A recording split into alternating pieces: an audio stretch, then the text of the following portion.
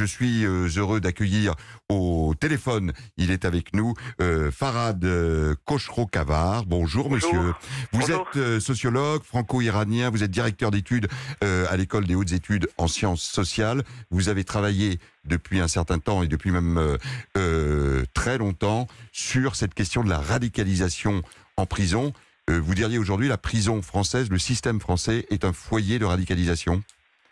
Je ne crois pas que ce soit un foyer de radicalisation, mais c'est un lieu propice à la radicalisation, comme toutes les prisons européennes d'ailleurs.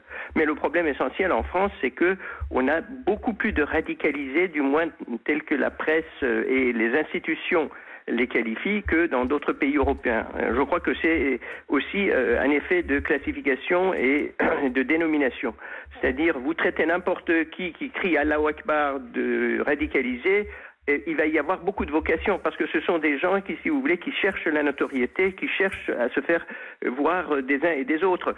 Le dernier... Vous êtes en train de nous dire que ça donne une forme d'identité que de revendiquer ce type de thèse aujourd'hui dans un monde où on est dénué d'identité. Mais oui, et la raison pour laquelle la France a beaucoup plus, à mon avis, tient en partie du moins à ce phénomène. On dit il y a 10 000 radicalisés sur le fichier S, mais ça veut dire quoi 10 000 radicalisés ? Il y a 1600 radicalisés en prison, mis à part ceux qui ont été condamnés pour association de malfaiteurs. Tout ça, si vous voulez, a un effet en fait propitiatoire. Ça encourage en quelque sorte les détenus à se réclamer de l'islam radical, et même à l'extérieur, les jeunes, si vous voulez, qui sont en perte d'identité, qui veulent se faire remarquer ou qui sont dans une situation de désespoir. Bref, vous créez des vocations avec cette dénomination et cette façon d'alerter la société. La femme qui a tué, si vous voulez, 10 personnes dans son immeuble il y a quelques semaines dans le 16e arrondissement, si elle avait crié Allahu Akbar, il y aurait eu une couverture médiatique mondialisée, alors qu'elle a tué quand même 10 personnes. Le dernier a blessé 2 surveillants avec une arme en céramique, un couteau en céramique. Et voilà, comme il dit qu'il est radicalisé, comme il dit qu'il est pour l'islam radical, etc., on dit ce sont des saltimbanques, ce sont des gens, si vous voulez, c'est des radicalisés de pacotille.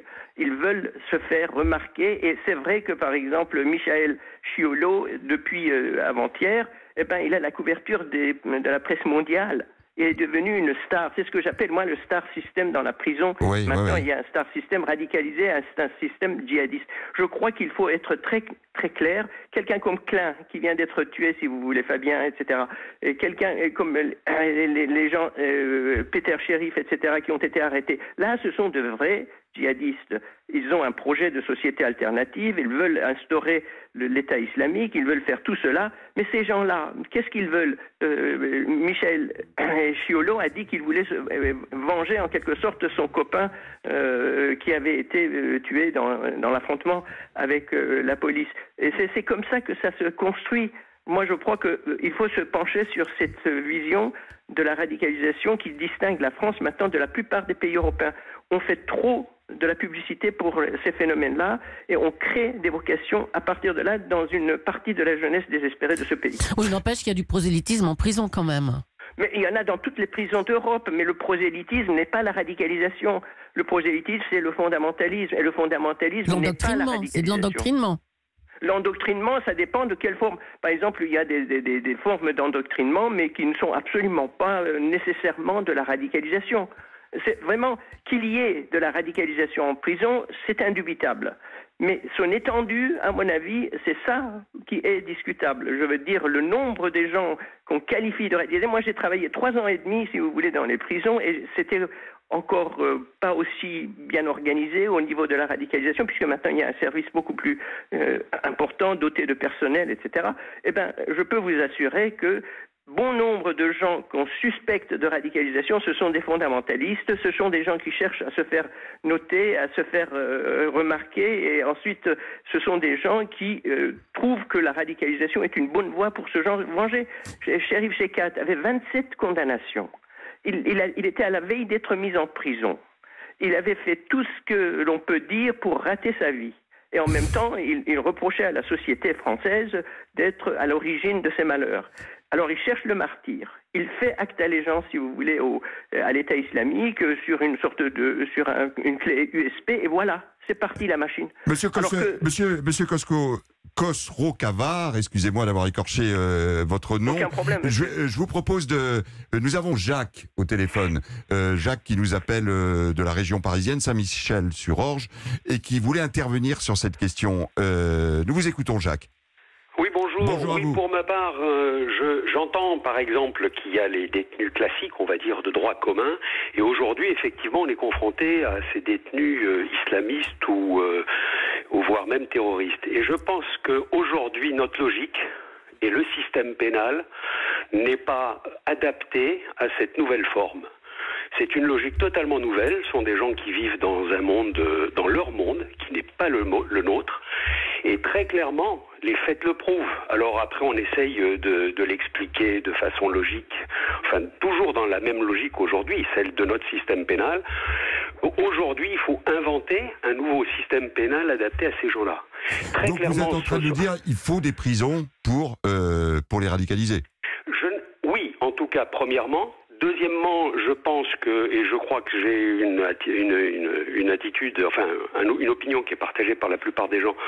Ce sont des gens qui ne peuvent pas être déradicalisés ou qui sont irrécupérables.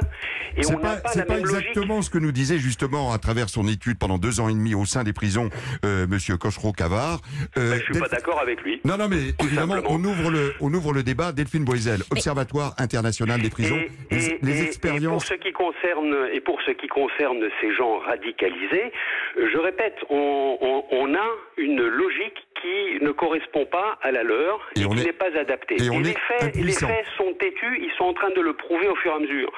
Jacques, réponse, Delphine Boisel. Les tentatives d'isoler des détenus pour un certain type de délit, est-ce que ça fonctionne dans le monde ? C'est extrêmement compliqué de répondre à votre question et même de répondre à Jacques. Enfin, il y a 500 personnes qui sont actuellement incarcérées pour des faits de terrorisme. On nous dit qu'il y aurait 1500 détenus radicalisés dans nos prisons, sans qu'on sache bien d'ailleurs comment l'administration pénitentiaire qualifie de qui est radicalisé. Et donc, sur les 1500 personnes, on ne sait pas sur quels critères l'administration pénitentiaire se base pour dire qu'elles sont radicalisées.